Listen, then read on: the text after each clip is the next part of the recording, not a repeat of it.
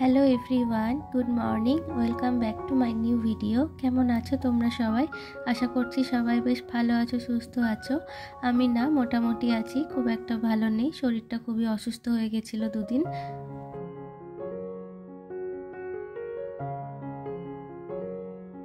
আজকে হলো শনিবার, দুপুর 2টো মতো বাজে। এখন থেকে তোমাদের সাথে নিয়ে আমি আমার ব্লগটা স্টার্ট করছি। সকাল থেকে মনে করেছিলাম শুরু করব, কিন্তু কোনো মতেই শুরু করতে পারিনি। শরীরটা এতই অসুস্থ লাগছিল সেই জন্য। তো কালকে রাত্রেবেলা দেখো আমার হাজব্যান্ড চিকেন নিয়ে এসেছিলো, তো ওই রান্না করেছিল রাতে। আর আমি এখন শুধু সকালবেলায় যে ওকে ওইটাই দিয়ে দিয়েছিলাম আজকে লাঞ্চে। আর দুপুরবেলায় যে আমি একটু আলু ভাতে করে নিলাম, ওটা দিয়ে আজকের লাঞ্চটা সেরে নিলাম। তো আমার না ঠান্ডা লাগলে একটাই সমস্যা, প্রচণ্ড বুকে যন্ত্রণা করতে শুরু করে দেয়। তো সেই জন্য আমি নিঃশ্বাস নিতে আমার প্রচণ্ডই অসুবিধা হয়। তো সকাল থেকে মনে করেছিলাম ব্লগটা স্টার্ট করব, কিন্তু পারিনি স্টার্ট করতে, এতই শরীর খারাপ করছিল। তো দুপুরবেলা একটুখানি বেটার লাগছিল, তো ভাবলাম ভিডিওটা নিই, নাহলে সোমবারে তোমাদের সাথে ভিডিওটা শেয়ার করতে পারবো না। তো সেই জন্য কষ্ট করেও ভিডিওটা শ্যুট করলাম।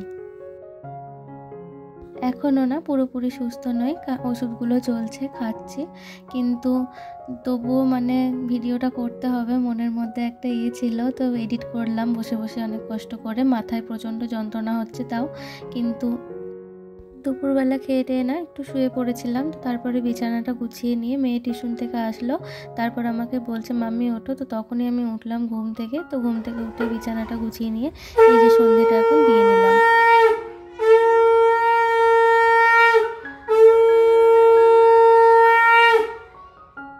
আর আজকে যেহেতু শনিবার, তো শনি আর মঙ্গলবারটা না আমি প্রায়শই ধুনো দিয়ে থাকি।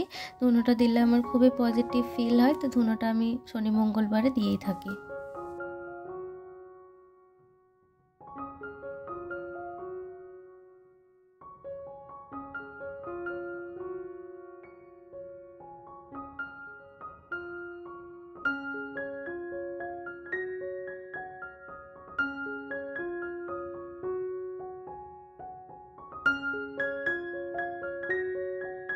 সন্ধ্যা দিয়ে নিলাম, সন্ধ্যা দিয়ে নিয়ে না মাথাটা প্রচণ্ডই ধরেছে। তো ভাবলাম একটু চা বানাই।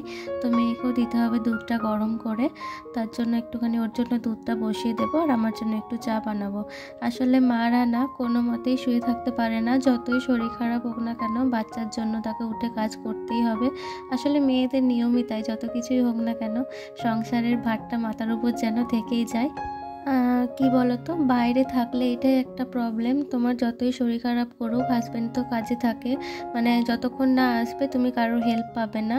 বাচ্চা ছোট থাকলে তো কোনো কথাই নেই, যেদিন শরীরটা খারাপ করবে সেদিনকে ওরা আরও বেশি যেন জ্বালাতন করে। তো সেই সময়ই মায়ের কথাটা মনে পড়ে যে মা থাকলে হয়তো এতটা কষ্ট হতো না। আর ঠান্ডা লাগা জ্বর হলে আমার অতিরিক্তই কষ্ট হয়, বিশেষ করে আমার সাইনাসের প্রবলেমের জন্য নাক বন্ধ হয়ে যায় একদম, নিঃশ্বাসটা বন্ধ হয়ে যায়, নিচের দিকে আমি ভালো করে তাকাতেই পারি না। আর সকাল থেকে মনে হয় 3-4 বার কাজের ওখান থেকে ফোন করে খোঁজ নিচ্ছিল যে কেমন আছো কেমন আছো। আমি বললাম তুমি বারবার ফোন করো না, আমি ভালো আছি। ও চিন্তায় থাকতে পারে না কাজে, যখনই লাঞ্চের টাইমে ফাঁকা পেলেই আমাকে ফোনটা করবে যে কেমন আছি।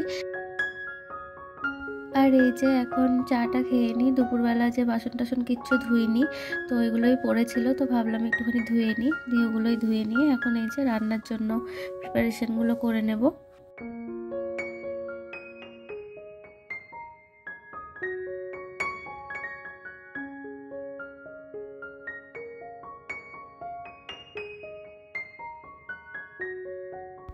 আর এই যে দেখো আমার মেয়ে এখন খেলা করছে এখানে বসে বসে, ও রুমালগুলো দিয়ে পুতুলের বিছানা তৈরি করেছে। তো ওর খেলাগুলো দেখলে না আমাদেরও খেলার কথা মনে পড়ে যায়।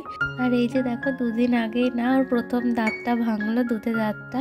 আসলে কি হয়েছিল জানো তো, আমাকে বলেই নি যে ওর দাঁতটা নড়ছে। হঠাৎ করে আমি রাত্রেবেলায় শুয়ে পড়ে তখন দেখছি হাত দিয়ে, আমাকে বলছে মাম দেখো এখানে আমার কেমন দাঁতটা একটু কেমন খোঁচা খোঁচা লাগছে। তো আমি হাত দিয়ে দেখছি নিচটায় দাঁত দাঁত বেরিয়ে গেছে। তো তখন আমি ওর এই যে আসল দাঁতটা, দুধের দাঁতটা, ওটাই হাত দিয়ে দেখছি যে ওটা একদম পুরো জোরে জোরে নড়ছে।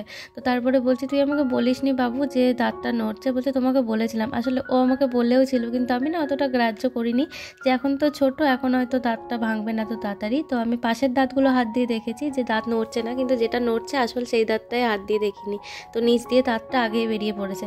তো সেই দিনকে রাত্রেবেলায় কী করলাম, আস্তে আস্তে নড়িয়ে নড়িয়ে মানে 2 ঘন্টা টাইম লাগলো, তারপর ওর দাঁতটা ভেঙে তারপর আমার শান্তি হলো। দুদিন আগে থেকেই বলছিল যে আমার দাঁতের মধ্যে লাগছে, খেতে পারছি না ভালো করে, তাও মানে আমি দেখিনি যে আসলে দাঁত নড়ছে নাকি। তারপরে মানে দাঁতটা পুরোই নড়ে গেছিলো, জাস্ট একটু লেগেছিলো, সেই জন্যই মানে ওইটাই ও ভাঙতে দিচ্ছিল না, একদমই রক্ত বেরোবে বলে ভয়ে। তো আমি অনেক বুঝিয়ে কোলে বসিয়ে, না এটা বড়দেরও হয়, অনেক কিছু বলে তারপরে দাঁতটা ভেঙেছিলাম। কথা বলতে বলতে আমার ঘরটা গুছিয়ে নিলাম, জামা কাপড়গুলো যে এলোমেলো হয়ে পড়েছিল সেগুলো গুছিয়ে রাখলাম। আর এই যে এখন চলে এসেছি রান্না করতে। আজকে বাঁধাকপির তরকারি করব আর লুচি করব, সিম্পল। তো চলো এখন একটু কমেন্ট পড়ে নেওয়া যাক। আগের দিনের ভিডিওতে সোমানজানা সাহা নামে এক দিদিভাই আমাকে কমেন্ট করেছিলে যে আমিও তোমার মতো একজন সিম্পল হাউস ওয়াইফ, আমার নামটা নিলে খুশি হব। তো তোমার নাম আমি নিয়ে নিলাম দিদিভাই, আর থ্যাংক ইউ কমেন্টটা করার জন্য। আর একটা দিদিভাই আমাকে কমেন্ট করেছিল যে তোমার কাজকর্মগুলো খুবই ভালো লাগলো। তো থ্যাংক ইউ তোমাকেও, যে আমার ভিডিওটা এতক্ষণ ধরে দেখার জন্য। এতক্ষণ পর্যন্ত যারা আমার ভিডিওটা দেখছো, তাদের যদি কোনো অংশে একটু আমার ভিডিওটা ভালো লেগে থাকে, তাহলে অবশ্যই আমার চ্যানেলটিকে সাবস্ক্রাইব করে আমার পাশে থাকতে পারো।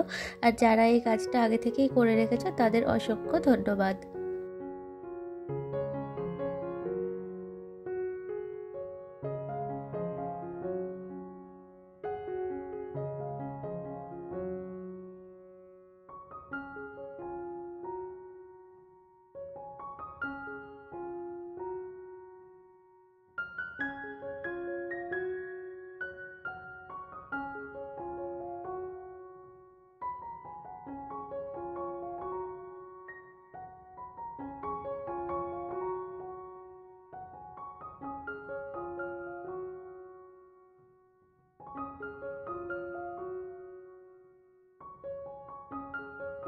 তো আগের দিনের ভিডিওতে তোমাদের বলেছিলাম যে 22শে জানুয়ারিটা আমি কিভাবে সেলিব্রেট করেছিলাম, সেটা তোমাদের পরে ভিডিওতে দেখাবো। তো এই ভিডিওর লাস্টে আমি ওই ক্লিপটা লাগিয়ে দিয়েছি, অবশ্যই তোমরা দেখে নিও।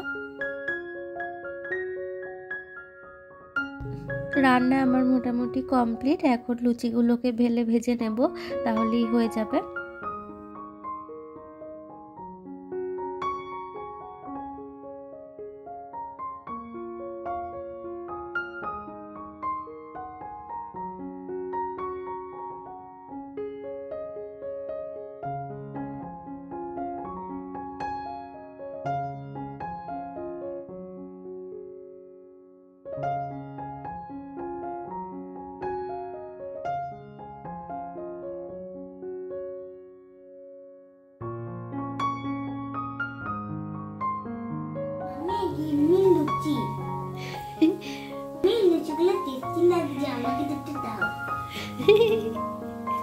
ভালো করে ধর।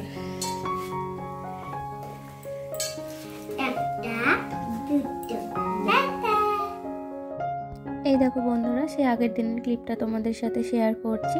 তো আজকের ভিডিওটা এই পর্যন্তই, দেখা হবে আবার পরবর্তী ভিডিওতে। ভিডিওটা কেমন লাগলো অবশ্যই আমার কমেন্টে জানাতে ভুলো না।